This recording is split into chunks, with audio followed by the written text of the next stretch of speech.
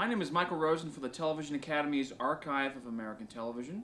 We're in Hollandale, Florida, and it is my great pleasure to interview June Taylor. Yes. Okay, here we go. I failed to mention that today is May 9th, 2000. So it's year 2000. I just want to get a couple biographical questions out of the way here. What was your name at birth? At birth, I was named Marjorie June Taylor. Did you have any nicknames? Nope. Always June. Always June. When were you born? December 14th, 1917. And I had to stop and think. That's how long ago it is. Where was that? Where were you born? Chicago, Illinois. Is that where you grew up? That's where I grew up. What was Chicago like in the early days? I mean, what sticks out in your mind as a child growing up in Chicago? Well, the lake, naturally, Lake Michigan. I liked Chicago, but I couldn't wait until I could get to New York. That's where I wanted to go. That's where I was going to be a star. That's where I planned on being a star. You had mentioned to me off camera that you started practicing your autograph at an early age. When was that? It was always a dream. As soon as I learned to write, I loved trying to write my name. I wanted to be like a movie star. Wanted to dance. I came dancing out of my mother's womb. Oh, I wanted to be another Eleanor Powell, another Ruby Keeler. I was going to outdo them. I had looked forward to dancing with Fred Astaire. That was my great ambition. But when I did finally get to be a dancer, and I was in London performing, and I happened to say that to a producer that I was working for in London, and he said, "But you can't dance with Fred Astaire. You're too tall. He's shorter than you are." Oh, that was the first time I had ever heard that. No one had ever told me that before. I think I was 19 years old. But that was my ambition, was to dance with Fred Astaire. Did you go to the movies and watch him on the screen? Oh, yes, of course. He was a fantastic dancer. And I studied everything, every kind of dancing there was. What kind of movies did you see as you were a child? I mean, besides Fred Astaire, what other movies stand out in your mind? Well, when I was a little girl, my mother loved movies. My father was a private chauffeur, so he used to have to work at night. And in Chicago, she loved to go to the movies. And I remember seeing Rudolph Valentino do the tango. I remember seeing, Janet Gaynor and Charles Farrell, of course. I'll never forget seeing them in The Seventh Heaven. But there used to be Alice White. There were dancers. They had a lot more dancers. And of course, the early days of Ruby Keeler, actually, was another dancer that I loved to see. She was a tap dancer. I wanted to be a ballet, tap. I wanted to be able to do everything, every kind of dancer, which I've been very grateful that I studied all those various types of dancing. In the end of my life, becoming a choreographer, it paid off for me. What about legit theater? Did you had a chance to go to legitimate theater? When you say, you mean to go? Plays, go to plays. I didn't get to see any plays until I hit New York. And believe it or not, one of the first plays I ever saw was Oklahoma, because I hadn't spent that much time in New York. But I finally got to see Oklahoma. See, we had theater in Chicago, but I couldn't afford it. But we had really no big musicals came to Chicago, not many anyway. You mentioned your father was a private chauffeur. What was his name? Percival Guy Taylor. My mother's name was Angeline. Angeline. Yes, I didn't get along with my father. What'd your mother do? Took care of the house and did the laundry and took care of me, and they finally had another child. I have a sister. And what's her name? Marilyn. And Marilyn Taylor. My mother was just a housekeeper. I mean, she took care of the house, did all the cooking, and took care of the children. What kind of hobbies did you have when you were growing up? Dance, that's all I knew. I really didn't have any other hobbies other than I like to try to draw, I like to paint, I like to do anything artistic. I had a feel to do. Did you get any influence artistically from either of your parents? Not that I know of. No, my mother really wasn't that interested in.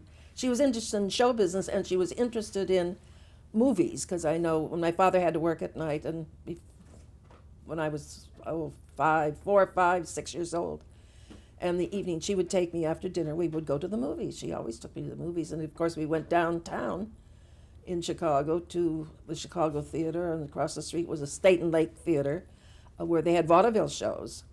And of course, she loved vaudeville. I mean, she loved dancing.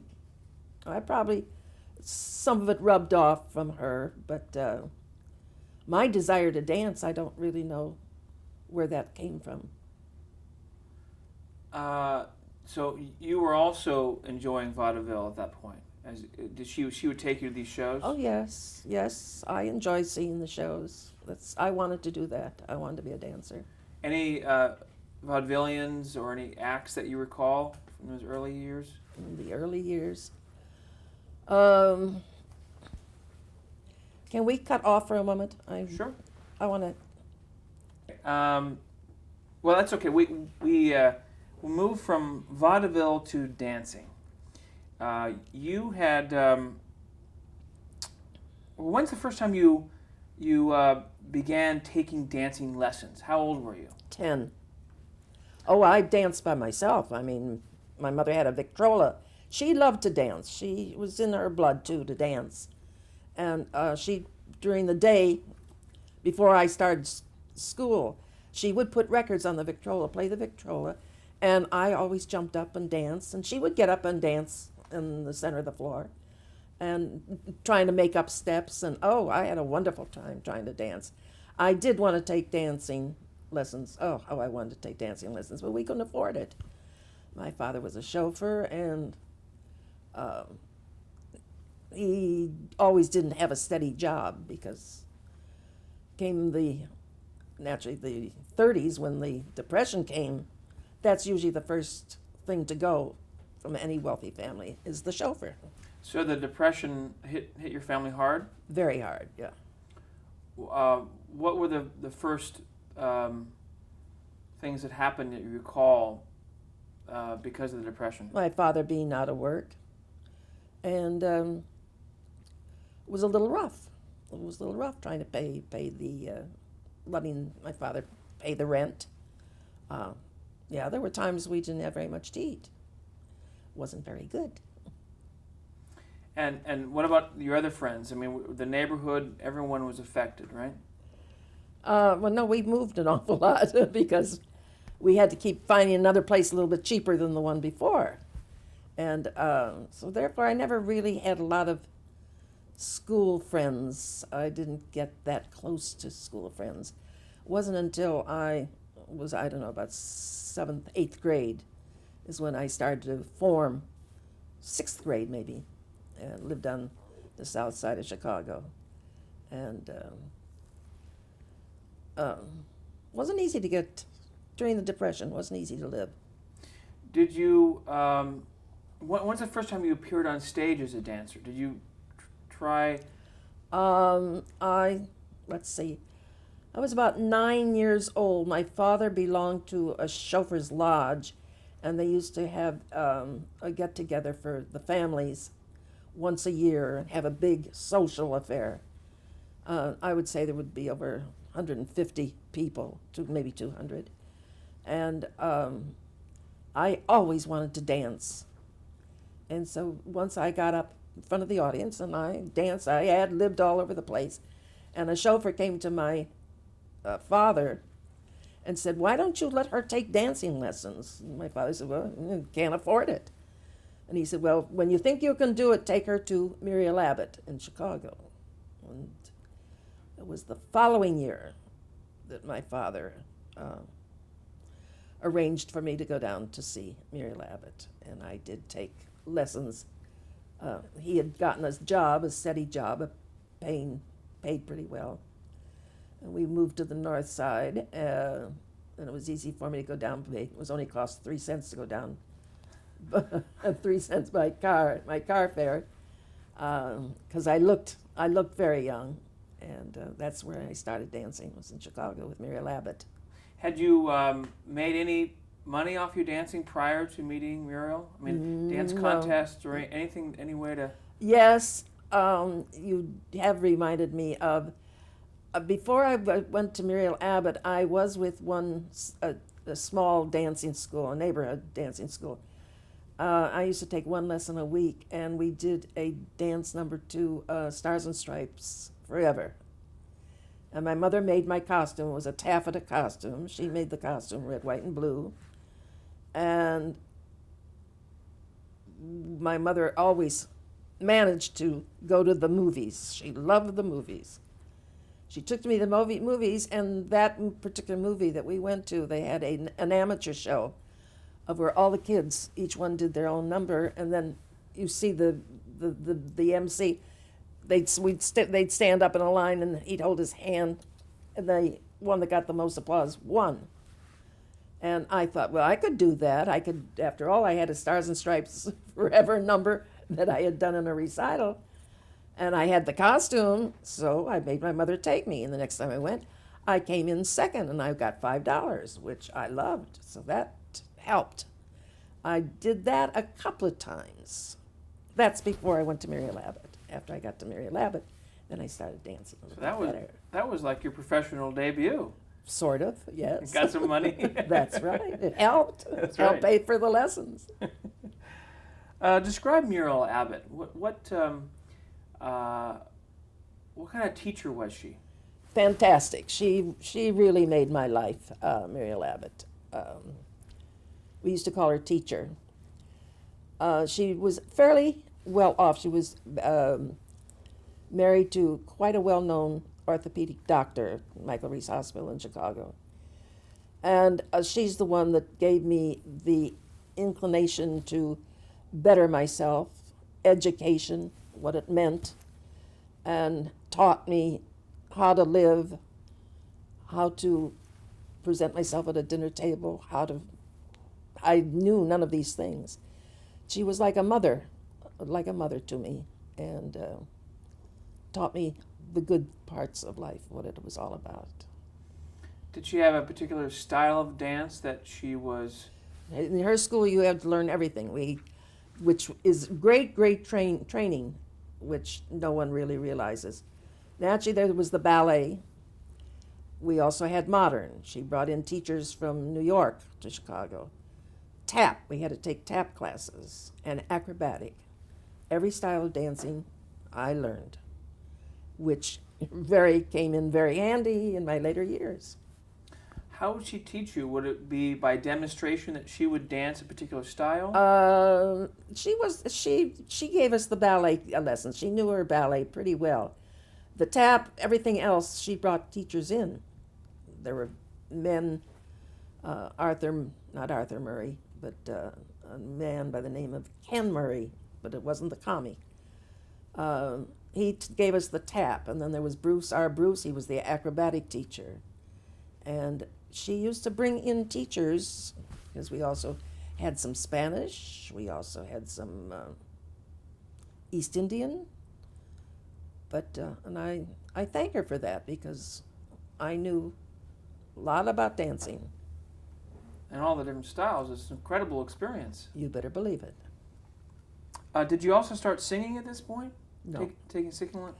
Didn't start taking singing lessons till I was 18. What was your first long-running engagement as a dancer? Do you recall? Well, actually, the first, let me put it to you in chronological order. The first job, Muriel Abbott sent me with 7 other girls from the school, and we went out on what we called fairs.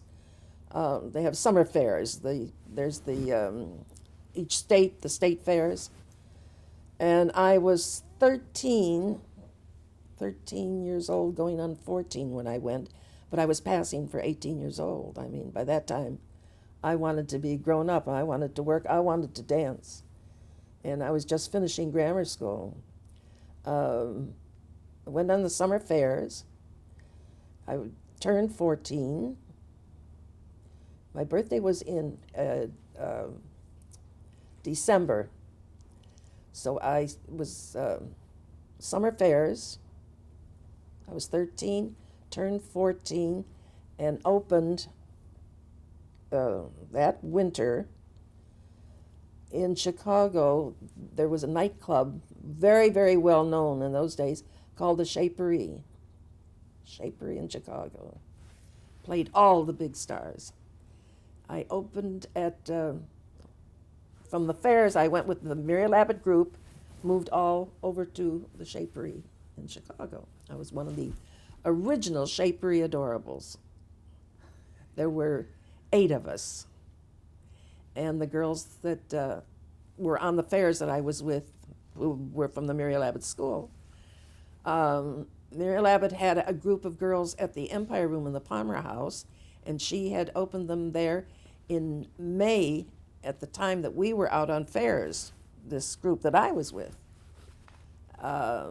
So when we got back in the fall, she didn't have a job for us because she didn't want to put the dancers that she had at the Palmer House, put them out of work to put us in, but the Shapery needed some dancers for the Shapery Adorables, so she sent us all to the Shapery, and they hired us right away. And that's where I worked there for a whole year. And of course, I quit school after grammar school. So did you go to high school? I went to high school for 3 months, but I managed to get out of that. I ditched school. Danced. I wanted to dance. What'd your parents think of that? They helped me because that's what I wanted to do. They didn't stand in my way. It was a way for making money, I guess. It was, sure. So That was the Depression. My father was always losing his job, and I helped a lot, yes. So you weren't even 18 when you started dancing for Shapery, right? No, I was 14. 14, I turned 15. I was there for a whole year. And Mike Fritzl and Joey Jacobson, they were 2 well-known names in Chicago. They owned the Shapery, or that is, they headed the Shapery. And when I turned 16 in December, after opening there the year before December, I decided that I should tell Mr. Fritzl, Mike Fritzl, that I had just turned 16. And because he invited all the girls out to the back of the club, and he had a birthday cake for me. And I said, I think maybe I should tell you that today, I am 16 years old today. And the reason I want to tell you I'm 16 is because when I become a famous star, and and you hear how old I am, you won't believe them and say, listen, she worked for me in the Shapery when she was 18 or 20 years old, so I need for you to let you know I'm 16. And with that, he threw his hands and said, Jesus Christ, they could have had me in jail for years for that. Been working here at 15 and we didn't know it. I said, I was 15 this whole year. I'm 16 now. So. But that was very nice of you to tell him. Yes, I thought it was. So anyway, I got away with it. Now, after that, you said you worked there for a year. Did you then do a solo act? No, I left the Shapery to go back with Muriel Abbott. And from there, she put me with 7 other girls that I knew and took us to Europe. That was the first time I went to Europe when I was 16. That was 1934. And we were there all summer. That was an education. Now I started to really go to school. She made us take French lessons every day. She made us go sightseeing 2 or 3 times a week. We had a French teacher, and we had a tutor. We had to keep notebooks to write what we saw. I know Paris better than a Parisian. It was wonderful, but she was great. And from there, we went to the Savoy Hotel in London and came home. And then I went back. I went into the Palmer House. I worked at the Palmer House about from, let's see, 34 to 35. And in 1936, I decided to go out on my own as a soloist. And that's where I put my own routines together. Got myself a job, got acquainted with Sonny Werblin and all the big shots from MCA, which is no longer exists now. But I was one of their products when they started, because originally MCA had started with booking orchestras, Guy Lombardo, Xavier Cugat, and so on and so forth. And that's when I went out on my own, and I worked with a lot of those bands, the theaters, vaudeville, and so on. Who would book your engagements specifically? MCA. Is that the era of Jules Stein? That's the era of Jules Stein, absolutely. Jules Stein, I'd have to stop and think of, several of them have become famous. They went to California and became backers of movies. Well, Jules Stein certainly, I mean, who created MCA. That's right. Was such a powerhouse. Yes. So did the two of you meet? Did he meet you? No, not Jules Stein, but a man under him called, God, I can't remember his name. I met Jules Stein, but forgive me, I don't remember his name. You'll get it. Yeah, I get it. So how long did you do your solo act, and where did you travel to? Oh, I traveled to Detroit, worked with Xavier Cugat in Detroit. I worked a lot with Ted Lewis. I was booked with him. We played Washington, D.C., and so on and so forth. I played hotels, a lot of hotels. Not many clubs. I didn't like to work nightclubs, but hotels in St. Louis, Coconut Grove in California. So many of them. I can't think of them all right now. If you were to describe your act at that point, what would it look like? What if I were sitting in the audience? What would I see? Well, you would see a lovely dancer with a long, beautiful chiffon skirt dress, like an evening gown, low back. My first number was a beautiful acrobatic evening gown, but into it was a sort of a ballet-ish type of a soft dance, but there were ballet tricks mixed in with it, but not like an acrobat. It was part ballet-ish. I usually would get a very good applause for that, and then as an encore, I used to go over and pick up a hi-hat and a cane and do a strut number, twirling the cane to Stompin' at the Savoy. If you you wouldn't remember that. You wouldn't know that song. But it was a good number to dance to. And you would start to sing at this point? No, I hadn't started to sing yet. Oh. I didn't start to sing until I was 18 when I was in Europe. Okay. And that is, well, now we're sort of jumping let's now. talk about London. Okay, after I was on my own, and I started to do very well, because when I was in New York, I did make a movie with Donald, I have to think of his name. Well, anyway, and from there, I had started to make a name for myself, and Muriel Abbott asked me to please come back, because she wanted me to go to Europe. She was taking a troupe over, and I said I would go back if she would say that it was June Taylor and the Muriel Abbott dancers. I didn't want to be a Muriel Abbott dancer. So she accepted that. Wow. So we played at the Les Ambassadeurs in Paris. We also went down to Biarritz. That's where I met the Prince of Wales, that married the lady from Baltimore, Wally. From there, we went up to Deauville, and then from Deauville, we went to London, and it's at the Dorchester. And that's where Henry Sherrick was the producer at the Dorchester House. And he became very interested in my work. He and his wife, they were wonderful to me.